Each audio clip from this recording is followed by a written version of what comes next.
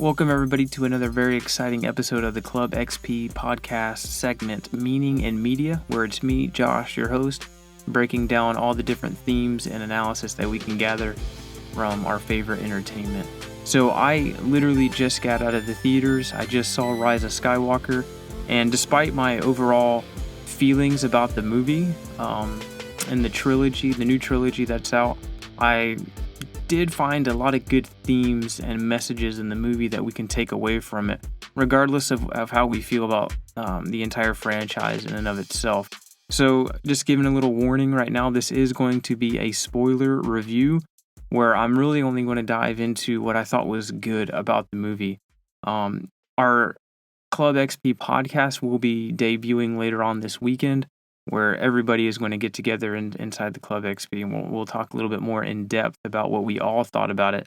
But for now, I just want to kind of break down some of the themes that I thought were really good and kind of left me thinking.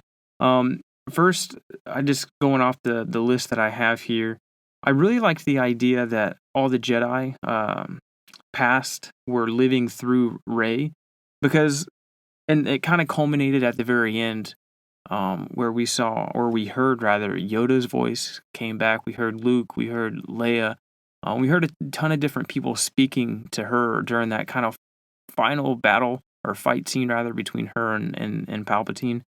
And it was really interesting to see that, because when you look at our own individual lives, like, we are made up of 1,000 generations. That's kind of what Luke Skywalker was kind of telling Rey, right, as she wielded the lightsabers, that she had 1,000 different generations living within her. And I really think that's true for us on a very human and personal level. We are made up of literally hundreds of different generations, people that we have no idea that existed hundreds and thousands of years before we do now. We don't even know their names, but every single thing they did in their lives affect us now. And it's kind of a crazy thing to think about, but like Rey had to realize, like, her past and her family's past didn't define her now in the present, which is something that we have to deal with a lot, I think, in our current culture and environment, where we're actually really, really critical of different morals that different societies have had before us. And especially some of us who know our family history and how maybe it's not the greatest family history, and we kind of really get sucked into that culture and that past, and it can have an effect on who we are today, but it doesn't have to define us. And that kind of leads me into another part that I really liked about the movie, and a lot of this kind of culminated at the end as the Emperor was talking. He wanted Rey to kill him so that he could become a part of her, but he didn't just want her to kill him. He wanted her to be very angry about it when she did it, so that he could be a part of her. And so, to me, what that kind of got me thinking was, like, if we dig into the past a lot, we're going to find a lot of things that we don't like about our past. Maybe it's our family's past, maybe it's our country's past, or just the world in general. We're going to find a lot of things that people have done before us that we aren't proud of and that we don't like. But if we do what the Emperor was wanting Rey to do, and that's fight back against that past with hatred, then that's eventually going to become us. Like, that hatred that we want to get rid of in the past will eventually come to fruition in our own lives. And so I thought that was pretty interesting that he wanted her to do that to him so that he could come and become a part of her, but she had to do it out of anger and out of hate. So sometimes the things that we want to fight against actually end up becoming the things that we become when we take on those roles as well. And so I really thought that was a really cool theme. If we hate the past enough and try to kill it with that same hatred that we're fighting against, that will eventually become who we are as well. And with that too, there was a lot of themes of sacrifice and love. It took me actually a second to kind of realize it. But whenever Kylo Ren was being healed, and then you kind of saw Leia disappear, right? Or lay down and then and die. So that was her essentially giving up her life through the Force to give it to her son. And so there's been like this interesting dynamic between Kylo Ren and Rey, um, where he's been trying to get her to join or kind of become part of that dark side or use the dark side of the Force rather, and then she is trying to get him to kind of join that light side. But at the same time, as they're trying to get one another to join each other's sides, they're internally conflicted about which side they actually want to join. There is a little bit of flirtation with Rey between the dark side, just because she's so prone to giving in to, I think, hate and that anger because she doesn't really know who she is or what her past is. But what I think is really interesting that we've got two films of this like back and forth between the two characters.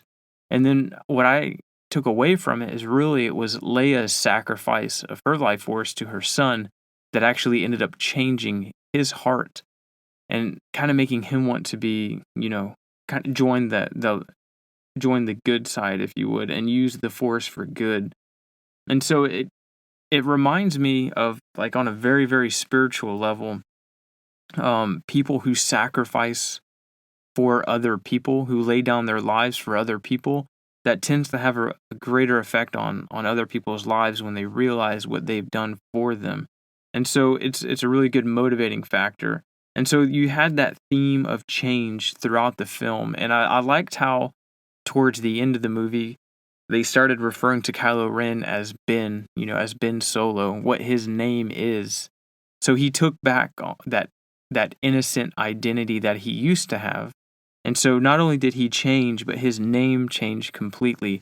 And that was another theme that was really interesting too. At the very end of the film, when Rey is asked by that woman, she goes, "Well, who are you?" And she goes, "I'm Rey." And then she thought about it, and she goes, "I'm Rey Skywalker." Even though she isn't part of the Skywalker family, that was the name that she wanted to take upon herself. While Kylo Ren, when he was going through, his moments of anger, and as he was doing all of his dealings with the dark side of the Force, he changed his name to something, but then his name changed back. And so it really got me thinking, like, what name do I want to be known as? Or what name do I want to give myself in life? Um, and it doesn't necessarily have to be a family name. Maybe it's a principle or a characteristic that I want people to recognize me as. And so I thought that was really interesting. Just that whole dynamic of changing your name. You literally become a new person. So like when you're born, you're given a name and it's given to you. And sometimes parents give names to children because it has a family or historical meaning. But this time in the movie, they got to choose the name that they wanted to be called by. And so I thought that was really neat. And then at the very end, there's that last scene of Rey looking out at the two suns. And so one is lighter and one is darker, right? And so that still kind of gives that parallel imagery of light versus dark. And how, there always has been in the Star Wars franchise like this big struggle between light and dark and good and bad, and in that whole balancing of the Force, which I thought was really interesting too, of how Rey at the very end of the film, she buried Luke and Leia's lightsabers, which were blue, right, and it was a very specific color. And then when she turned hers on at the very end, it was that yellowish orange color. And that kind of got me thinking too, like, here she is starting out something brand new, like a more neutral figure. She is now, the rise of the Skywalker. She's part of that Skywalker lineage now. And so with that, she's a good person to start that new line of Jedi through, because she's had the experience of the visions of seeing herself on the Emperor's throne and that kind of that flirtation with the dark side, but she also knows who she wants to become. And so she has a very realistic worldview, or just the way that she perceives the world that she lives in, because she knows what it's like, or what it feels like, to be on the dark side as well as being on the light side. And so I think that lightsaber, well, at least to me, it represented like this: I know where I stand and where I want to be. I want to be good, but I'm not like that blue lightsaber where I'm just going to pretend that I am good all the time. Because even Luke Skywalker, he had that moment as well where he was giving in rather a little bit to the dark side, in the earlier films. And so I really really appreciated the fact that was kind of brought up there, at least through the colors of the lightsaber. And just in general, that the balance of the force, or the balance in our lives, isn't choosing to be wholly good or wholly bad. Like, there will always be moments where we're than better some days than other days, right? And so I think that's interesting. We just gotta kind of realize that we aren't just going to be good all the time or bad all the time. We just got to learn to pick ourselves up and then continue moving forward, and realize that sometimes we do want to do or flirt with, that dark side of the force. And so I really liked the themes that they portrayed in this film. Um, it was kind of funny though, actually, thinking about like Rey's parents, how they were revealed, to be part of that Palpatine family, but how they sacrificed themselves for Rey so that she could survive away from that environment. It reminded me a lot of Harry Potter and his parents and their encounter with Voldemort when he was a child, because we know that it was like the love that Harry Potter's mother left on him that actually allowed him to survive, the killing curse. And so that love carried with him through time.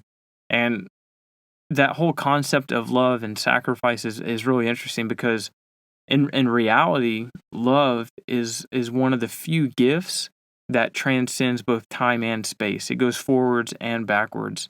I could do something today out of love for my future posterity that I have no idea who they are. I could work really hard in my life and try to set up my family to be a good family, or a stable family for generations that will come after me, that I have no idea who they even are. And then that love can also transcend backwards too, and they can look at the work and the sacrifice that I've done.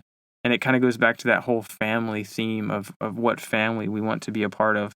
And so the love that her parents had for her and that sacrifice carried with her throughout her entire life, and allowed Rey to be able to eventually become who she became, and not give in to the dark side in the end, and to not, strike the Emperor down with hate and allow him to become a part of her. And so overall, I thought the whole connection between like the Force, I feel like episode 1, 2, and 3 tried to like explain away the Force in a scientific way with the mitochondria, or the midichlorians, and it kind of took away like the spiritual aspect of what the Force is. But I felt like this movie tried to bring back that spiritual aspect, and so I really really appreciated that part of the film, and that our ancestors do live through us, and we represent them in everything we do, and we're made up of them. But just because of what they did doesn't necessarily mean our destiny or our fate is sealed. And so overall, I enjoyed the film. I thought it was a good movie. I thought it had a lot of good themes.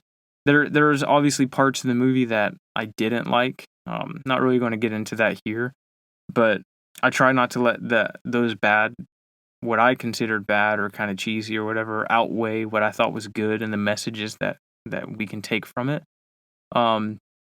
So that podcast will be coming out soon on just our normal Club XP channels through iTunes, Google, Spotify, Anchor, Himalaya, you name it. And so that'll be coming out here soon. But I just wanted to give this like the theme-based version of what I felt the movie meant to me personally. And so we're all going to struggle between the good and the bad. We just got to realize that we're going to fall. We're going to want to do maybe what is probably not the best choice. But we got to pick ourselves back up again, and don't let the past, however we view it, define who we are today. So with that, I'm going to let this video end for all the Club XPers out there. I hope you guys enjoyed the movie. I surely did. I thought it was a really good film. But be sure to stay tuned and listen in for our podcast that's going to be upcoming in the next couple days. Thank you so much for listening. If you liked what you heard, leave a comment, join the conversation below, give us a like and a subscription. More great content's coming for the Club XP. Talk to you later.